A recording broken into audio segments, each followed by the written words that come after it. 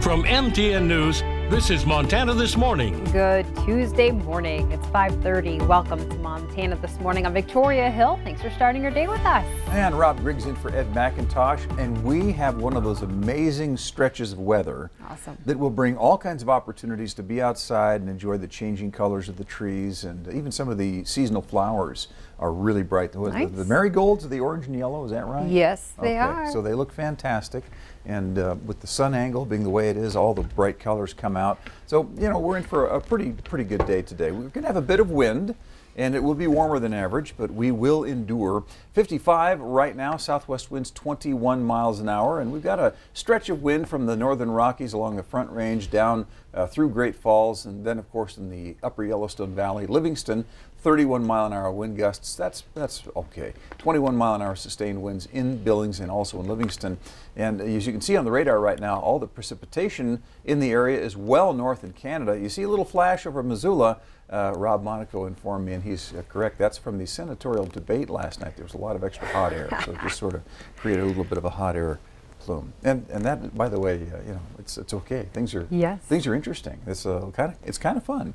Did you check out any of the debates, by the way? I was fast asleep. Okay. Sorry. Well, the highlights are great. We'll see those a little bit later on. 34 in Butte right now. Contrast that with 60 degrees at Livingston. Here are the big three headlines. Sunny and warm today, but because of low humidity and wind, rangeland wildfire danger exists from northeast Montana over to Treasure County and west. Could even include in and around the Billings area. Sunny but cooler on Wednesday. Sadly, no precipitation in the forecast.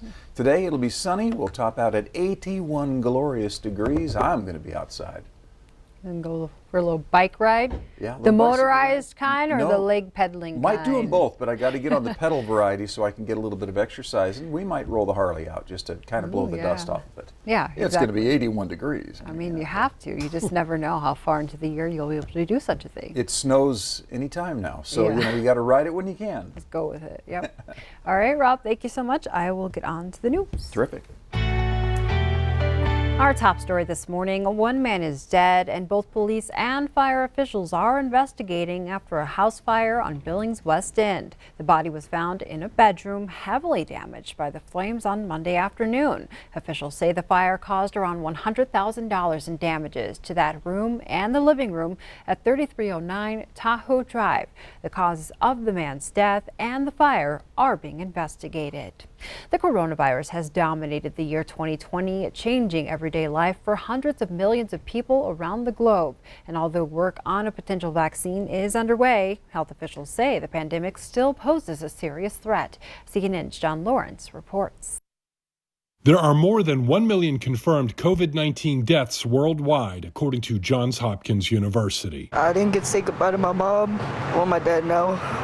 And that's what hurts me the most right now. It took about 8 months to reach this somber milestone. One of the biggest challenges we have is that some people just don't believe that this is a serious disease, even to this day. Although COVID-19 has affected much of the globe, the United States has the most recorded deaths with more than 205,000. That includes 28-year-old Dr. Adeline Fagan of Houston, who lost her battle with the virus earlier this month. Adeline passed away because of COVID. This isn't a hoax, and if you can do something as simple as wearing a mask, everyone is being affected by this. As some U.S. schools and businesses focus on how to reopen safely, President Trump announced a plan to soon distribute 150 million rapid COVID-19 tests. These new Abbott rapid point-of-care tests are easy to use and return results within just minutes. You'll have a result at a maximum 15 minutes. While more testing is being done in the U.S., some medical experts say the president's plan is not enough to get control of the pandemic. We need a lot more if we want to be able to test schools, colleges, workplaces. So I see this as a step forward, but not where we need to be. I'm John Lawrence reporting. The biggest public school system in the country is in New York City. They're expected to return to in-person classes this week. Here in Billings, there are 36 COVID-19 patients at St. Vincent Healthcare, a number hospital leaders call busy but manageable. 5 of those patients are in the intensive care unit. Officials say they feel confident in the PPE and bed space they have available, but they are concerned about staff as cases rise locally. Still, leaders say they aren't close to calling in and additional resources from the state. Now we go to Helena, where the U.S. Secretary of Veterans Affairs made a stop to thank Montana VA staff for their response to the pandemic. Robert Wilkie toured the medical center at Fort Harrison with Senator Steve Daines. He praised the work being done there, noting that Montana VA officials have pitched in to help veterans in 46 states. He also thanked them for expanding telehealth to reach vets living in rural communities. Wilkie said it will be critical in addressing mental health and suicide problems in the veteran population. Senator Daines will bring another high-ranking member of the Trump administration to Montana this week. Daines and U.S. Energy Secretary Dan Brouillette will be in Colstrip to talk about the future of the power plant there and energy jobs in the Treasure State. Back in March, Brouillette told the Senate committee they should meet with Colstrip plant owners to discuss carbon capture technology. Colstrip units 1 and 2 have been shut down, and some suggest units 3 and 4 could be offline within the next 3 years. In campaign news, Montana's candidates for U.S. Senate met for their second debate last night. Incumbent Republican Senator Steve Daines and his challenger, Democrat Montana Governor Steve Bullock, let voters know where they stand on the Supreme Court, the Second Amendment, and the pandemic. I don't want to see Montana have another economic shutdown. Let's move forward with responsibility. Let's make sure we protect those who are most vulnerable. And let's keep the focus right now on helping our schools and our hospitals, as well as making sure we get the treatments like remdesivir and these monoclonal antibodies, in addition to the vaccine, to get that speedily out safely so that we can make sure we start developing immunity here with the use of drugs. Yeah, no one wants to see a shutdown. So that's the actions that we collectively take as well. And the Senator talks about that early shutdown and the impact on Montana. I recognize that impact. But I also recognize because we took aggressive actions, that's what has actually led more Montanans to go back to work. We have the 7th lowest unemployment rate now in the country. We're among the top 10 to actually get back to a pre-pandemic level when it comes to our economy. And I recognize, look, we do need a vaccine along the way. You can watch the third and final debate between Daines and Bullock on Q2 on October 10th. And this weekend, the candidates looking to move into the governor's office will face off. Democrat Mike Cooney and Republican Greg Gianforte will debate a number of questions asked by a panel of MTN reporters. You can watch Saturday night at 6 o'clock right here on Q2 or with the Q2 streaming app. Meanwhile, the eyes of the nation turn to Cleveland, Ohio tonight. That's where President Trump and former Vice President Joe Biden will square off in a highly anticipated debate. CBS's Laura Podesta is there with details on what both candidates need to do to win. Tonight's presidential debate will look nothing like the debates of the past. Looking right at the camera here. With the coronavirus pandemic forcing organizers to limit the audience to fewer than 100 people.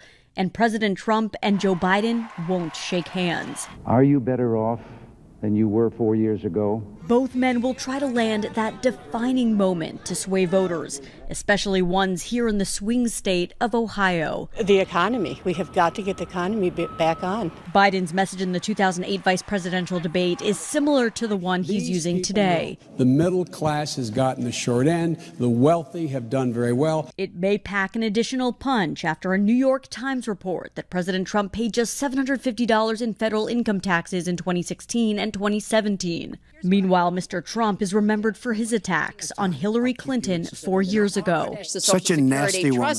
President Trump is expected to go after Biden's record and his family's overseas business dealings. In recent days, the president has accused the former vice president without evidence of taking performance-enhancing drugs. I'm willing to take a drug test. I think he should, too. Political science professor Karen Beckwith tells me Biden should focus on his own message. Name-calling and bullying is both ineffective for Trump's opponent, but I also suspect that the American people are getting fairly tired of that behavior. As many as 100 million people are expected to watch tonight's debate. Laura Podesta, CBS News, Cleveland.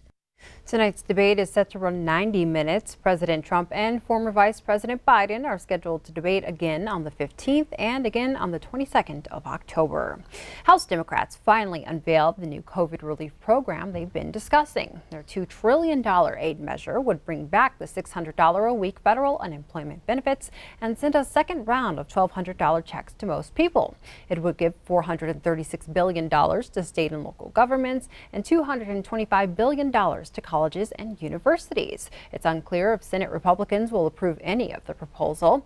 As of now, they have endorsed keeping the next aid package at $1 trillion or less. Kentucky's Attorney General says he will comply with the judge's ruling and release the audio transcript of the grand jury recording in the Breonna Taylor case. AG Daniel Cameron says the grand jury is meant to be a secretive body and that releasing the transcript could compromise the ongoing federal investigation. An anonymous grand juror filed a motion requesting all recordings be released to the public. The juror wrote to the court that there is public interest in the information because of a distrust of the legal process. Both the Louisville mayor and the Kentucky governor support the release.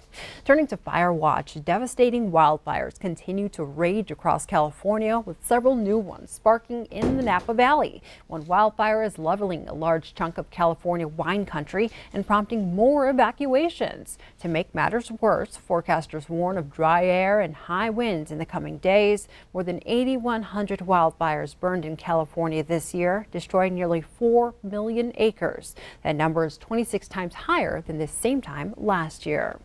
And a Missoula-based air tanker company is pitching in on the firefight, but say they want more financial security. Right now, the U.S. Forest Service hires Neptune Aviation on a call-as-needed approach rather than keeping the company on an exclusive contract. The owners say that hurts them because they have to prepare every off-season in the same way. In years like this one, they earn a profit, but in lesser fire seasons, they may struggle. Companies likely won't see contracts anytime soon. However, administration officials are on record saying a call when needed is best for taxpayers.